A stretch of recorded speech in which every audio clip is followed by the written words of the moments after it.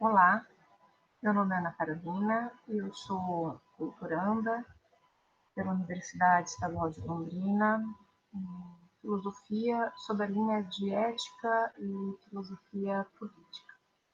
E para que nós, então, possamos apresentar as nossas bases de diálogo para o dia do debate, eu vou apresentar, então, algumas considerações a respeito do filme Bacurau. Mas antes de adentrar a essas considerações, eu penso importante destacar que a minha leitura ela não é uma leitura crítica cinematográfica, né? Mas sim uma leitura que vê no exercício artístico uma ilustração sobre questões que me chamam a atenção e podem ser pensadas, discutidas, associando essas imagens, essa construção estética à filosofia, à ética e filosofia política. Então, de que modo essa ilustração, esse exemplo, pode nos auxiliar a pensar sobre um problema prático acerca do mundo existente? Então, o que eu quero dizer com isso? Que o filme Bacurau ele será utilizado como exemplo sobre o que eu pretendo discutir a partir de um pensamento filosófico, o pensamento de uma filósofa chamada Hannah Arendt. A atribuição de significado que eu pretendo dar ao filme, enquanto exemplo, enquanto ilustração, parte do pensamento arendtiano, parte dos conceitos arendtianos, em especial o conceito arendtiano de violência. Então, a partir desse pensamento dessa filósofa, especialmente desse conceito de violência, se nós pensarmos o que a tradição nos diz a respeito da violência, a gente tem que violência é a manifestação de poder. Poder é domínio, é julgo, é submeter os outros, submeter a vontade alheia ao comando inicial. Então, dentro dessa ideia, né, de uma ideia de poder e violência, que são lidos de forma associadas, né, e praticamente em conjunto, tem poder, né, terá poder aquele que comanda, e por isso a ideia é recorrente. Se a essência do poder é a efetividade do comando, então não há maior poder do que aquele que emerge do cano de uma arma.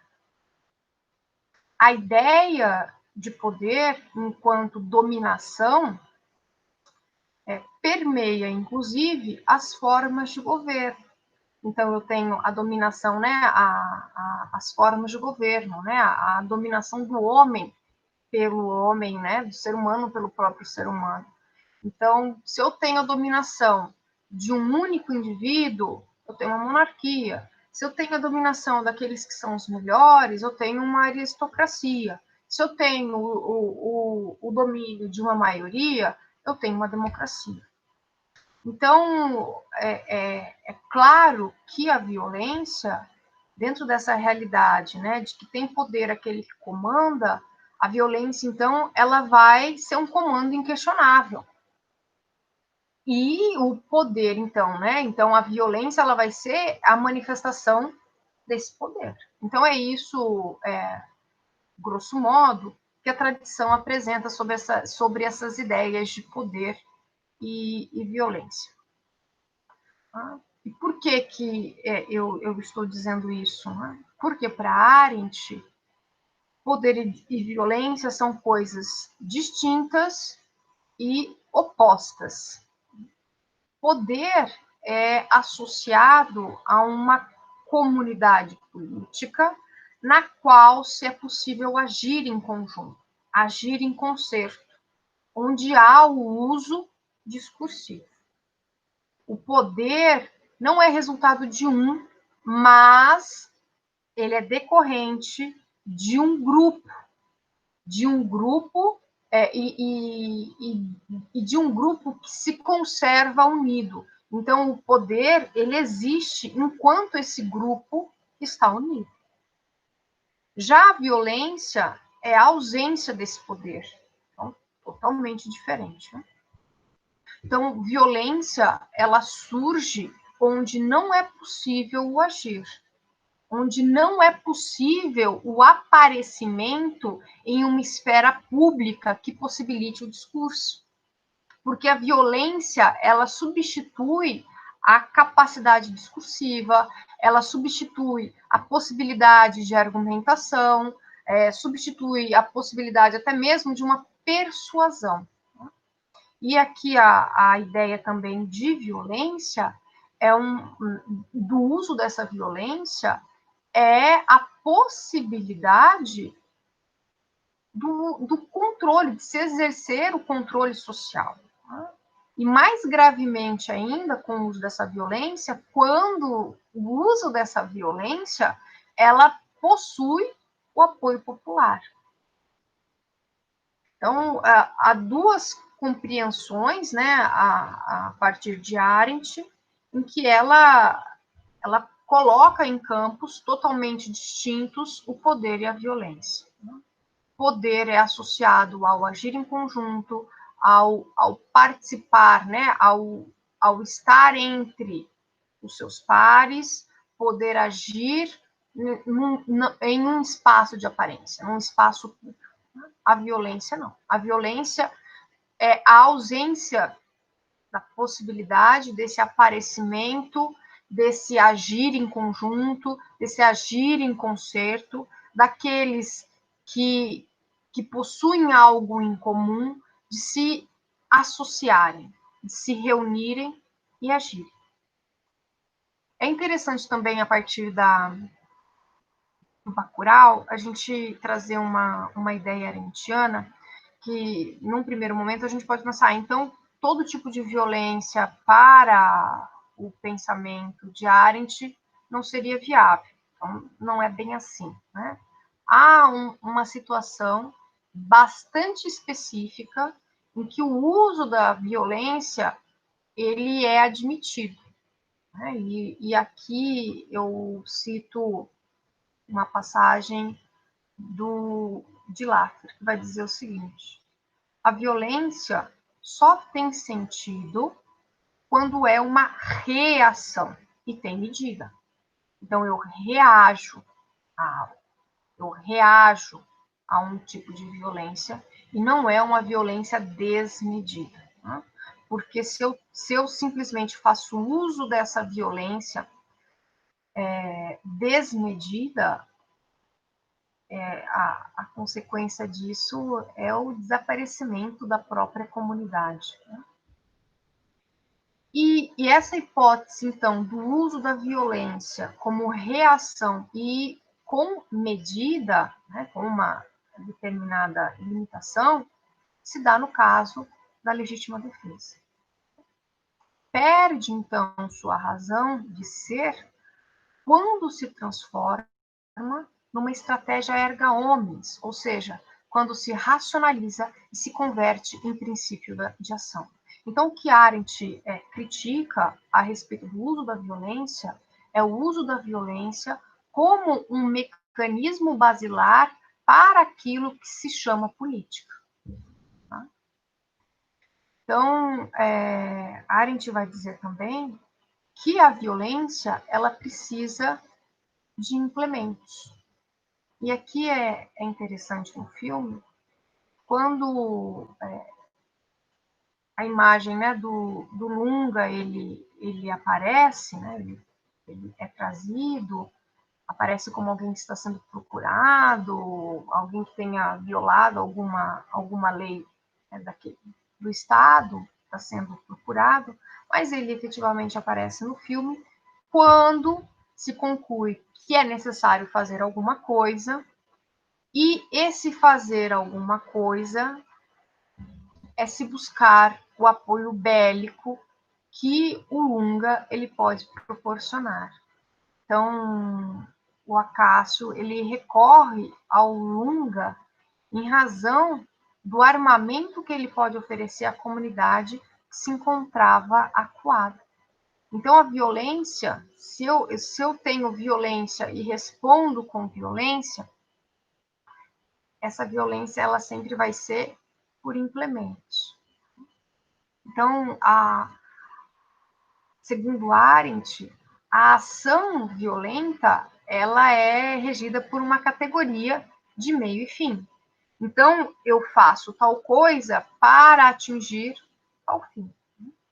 Então, e por que a Arendt está se preocupando em dizer que a categoria é meio e fim quando a gente trata de violência?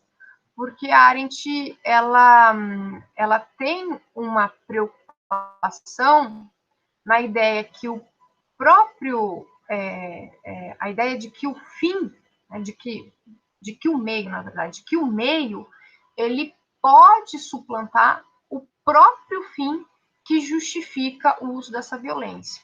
Daqui a pouco a gente vai ver que a violência ela sempre precisa de uma justificativa. Né? Você precisa justificar a violência. E por que isso? Né? Porque a Arendt ela tem no horizonte o uso das armas atômicas. Então, o que pode acontecer? Então, eu tenho as armas atômicas para proteger a humanidade. Mas veja, essas armas atômicas elas podem dar causa ao próprio fim da humanidade. E por que isso?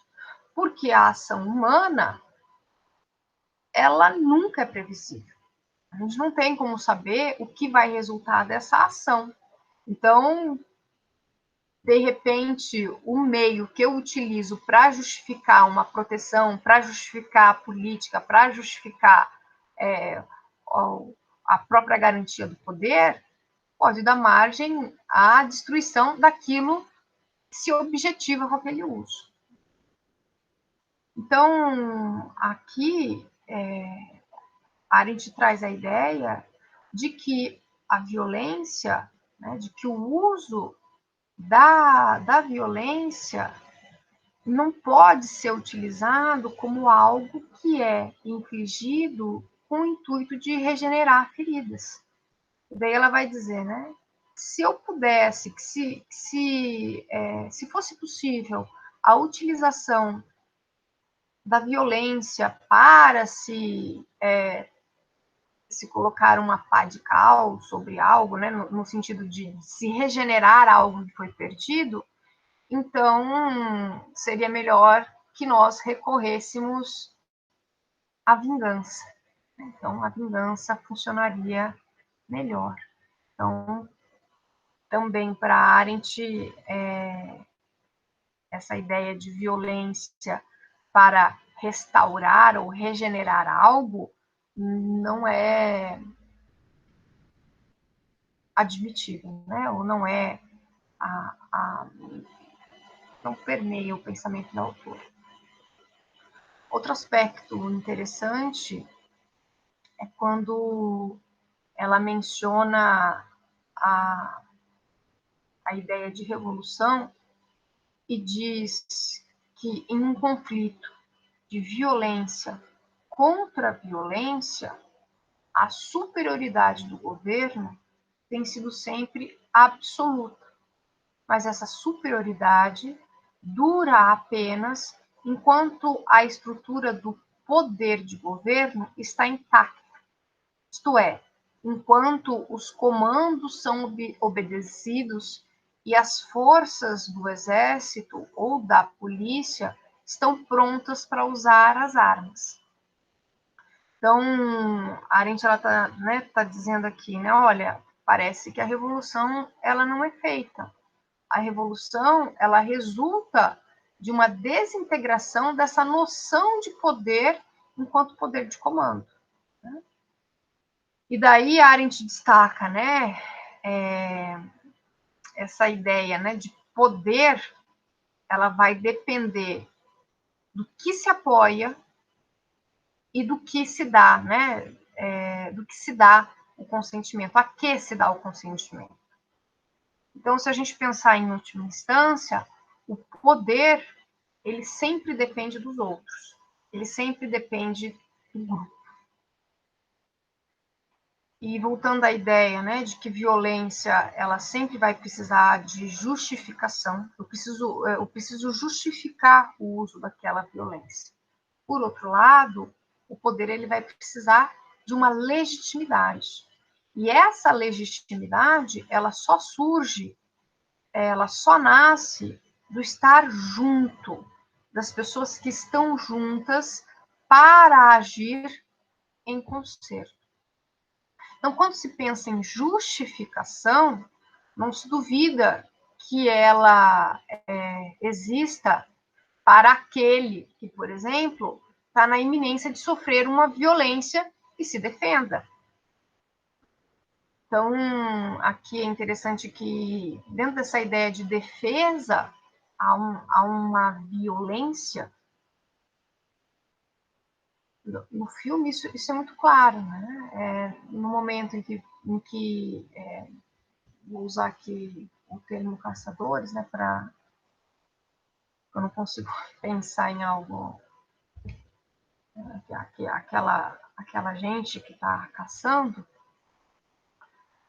Quando eles chegam, né, à casa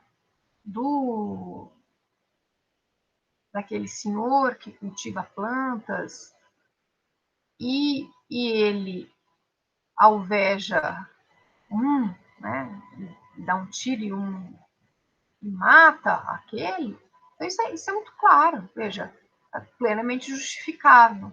Né? Ninguém se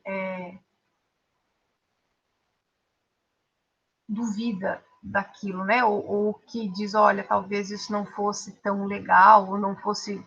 Tão legal não seria a palavra, mas talvez isso não fosse adequado. Pelo contrário, né? Isso é plenamente justificado. A mulher depois usa outra arma, acho que é um patamar, para dar um tiro.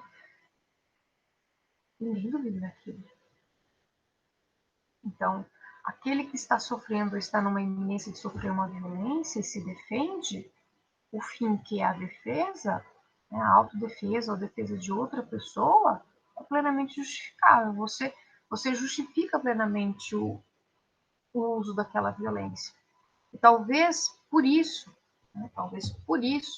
que apesar de toda a violência que o filme apresenta, né, especialmente quando a comunidade de Bacurau reage,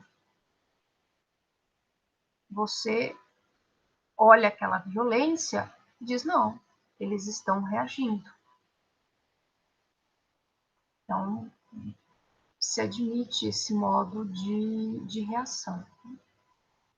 Então, outro aspecto bem que talvez possa ser relacionado ao filme é a discussão sobre uma noção de revolução. Né?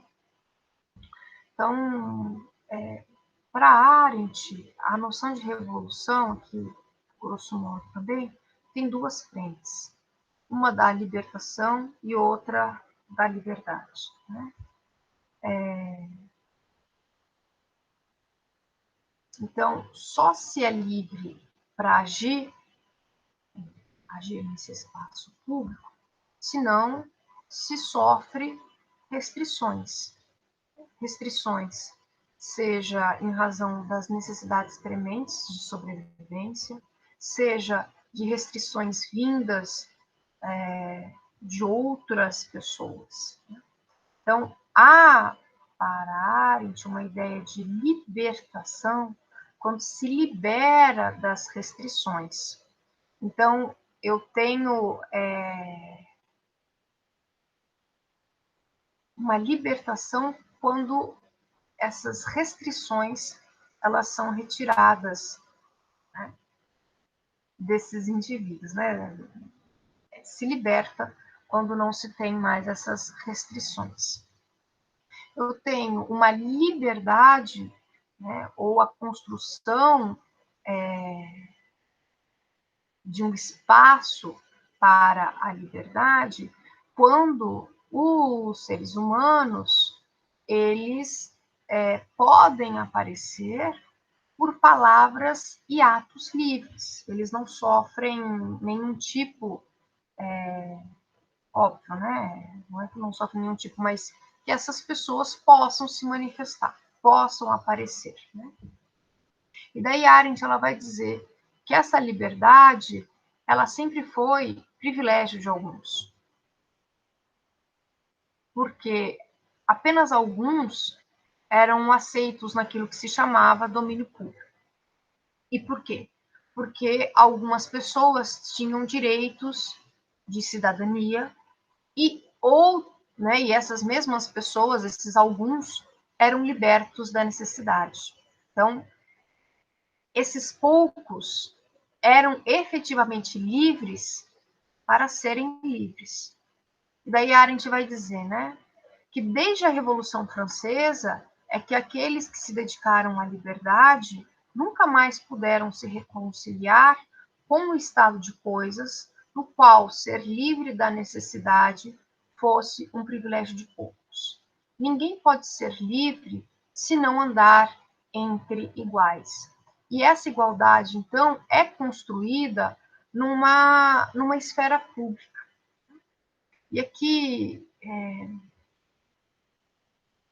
trazendo uma ideia, né, de participação política, acho que é bastante interessante a cena em que o, o prefeito ele aparece em Bacurau, traz algumas coisas, né, livro, medicamento que vicia, né, alguma comida, e quer pedir votos para a sua reeleição.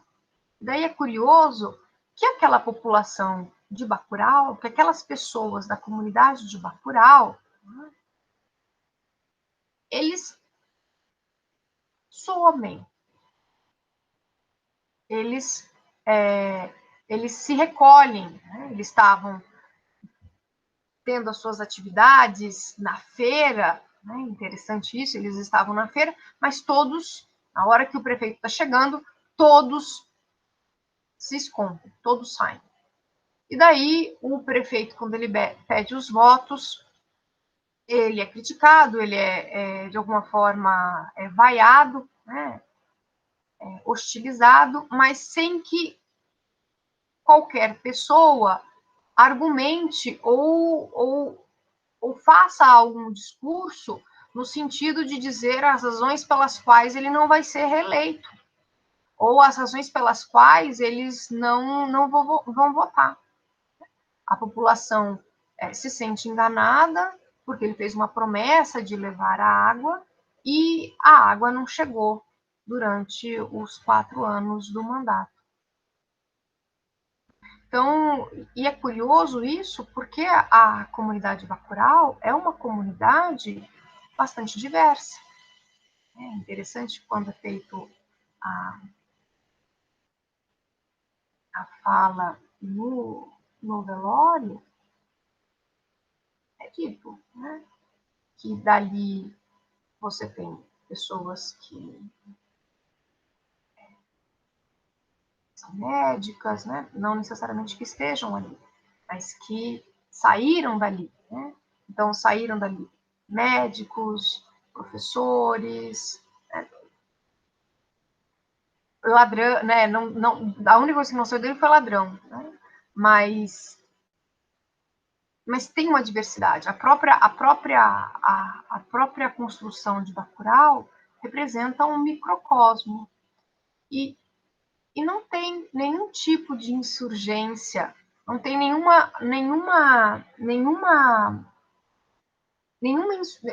não é nada é feito no sentido de se tomar ações com relação a essa queixa da falta de água.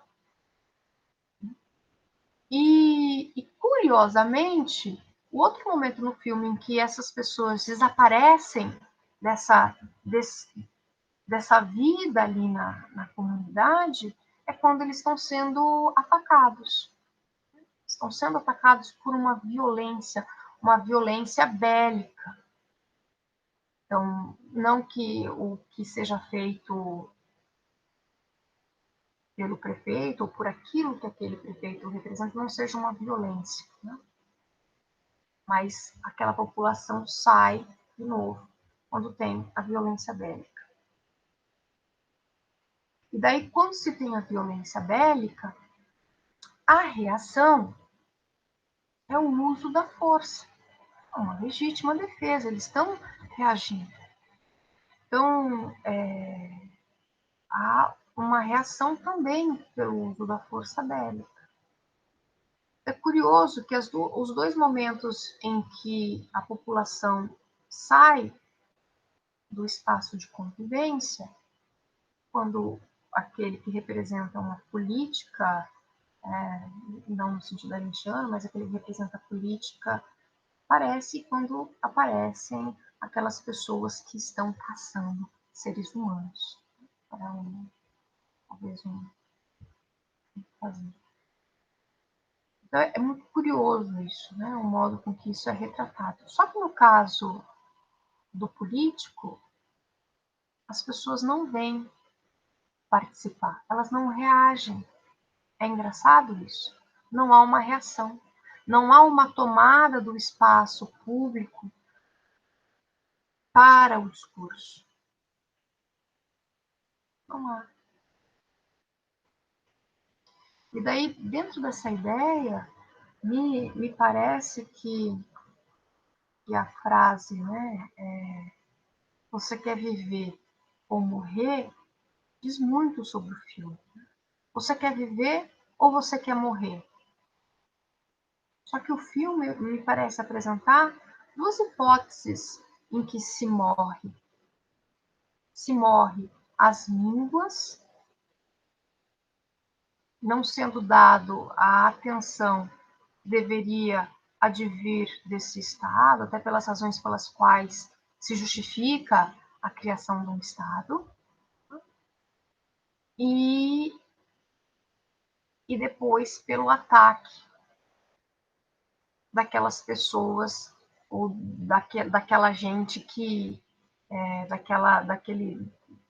daqueles caçadores. Só que no caso do ataque dos caçadores, em que a morte ela é premente e muito imediata, ou seja, eu vou levar um tiro e eles vão me matar, há uma reação. Há uma reação. Há uma reação pelo uso da violência. Há uma reação em legítima defesa, não estou aqui, né? Mas há uma reação, nesse caso há uma reação. Uma reação à morte que é praticamente certa, né? Porque é isso que tem acontecido. Eles mataram uma fazenda vizinha, mataram uma criança e vão matar outras pessoas. Aí me parece também bastante interessante pensar que essa reação que é feita se utilizando da violência, ela é feita com o uso de algum alucinógeno. Então, até que ponto, né, essas pessoas elas estão reagindo conscientemente a respeito daquilo que elas estão sofrendo? Há uma necessidade de reação, mas conscientemente essa reação está sendo feita? E outra questão também que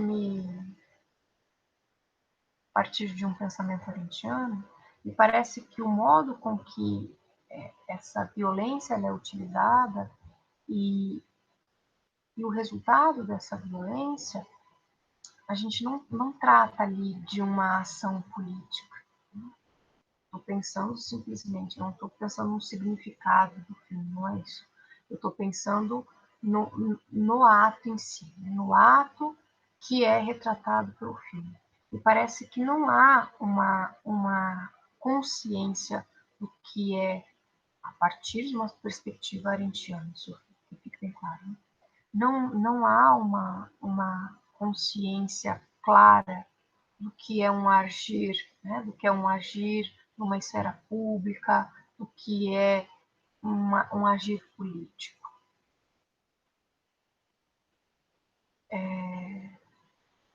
Talvez por isso, né? Talvez por isso não, mas o único recurso, então, ao final, não digo com relação à violência, mas com relação ao que se faz com o prefeito, seja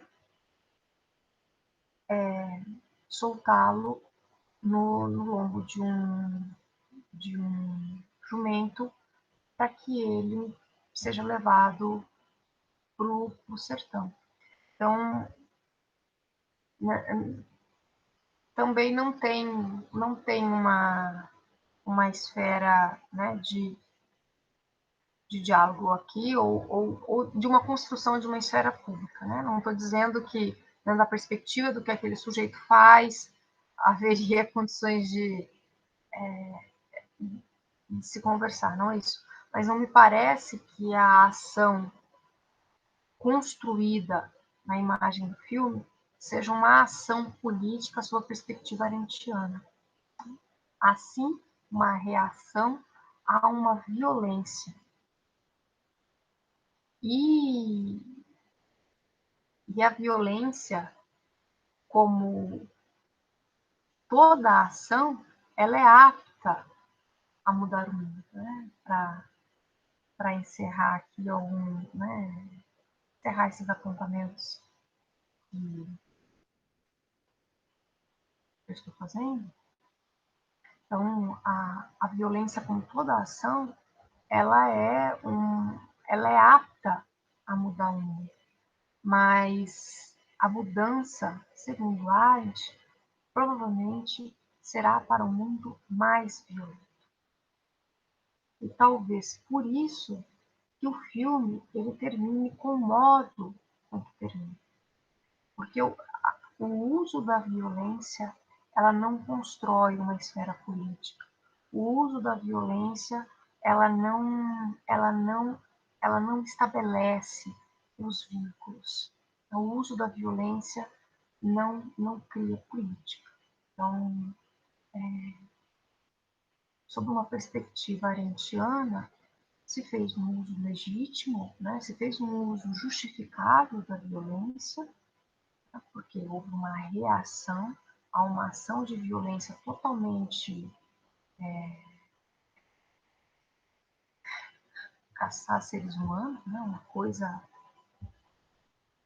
são as coisas inimagináveis que o ser humano é capaz de fazer, né? O ser humano com as suas ações é capaz de fazer coisas inimagináveis, mas o significado, né, daquela comunidade que se reúne para reagir, né, o significado final não me parece que seja uma ação política. É uma ação de reação, mas não de uma ação política. Né? Mas, claro, né? Sob uma perspectiva arendtiana.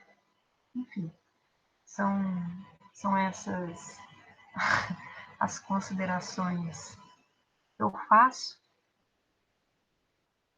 e aguardo, então, o dia de nós conversarmos ao vivo e o diálogo sempre é mais produtivo do que uma, uma fala, um monólogo, né? Uma fala sozinha. Obrigada e até breve.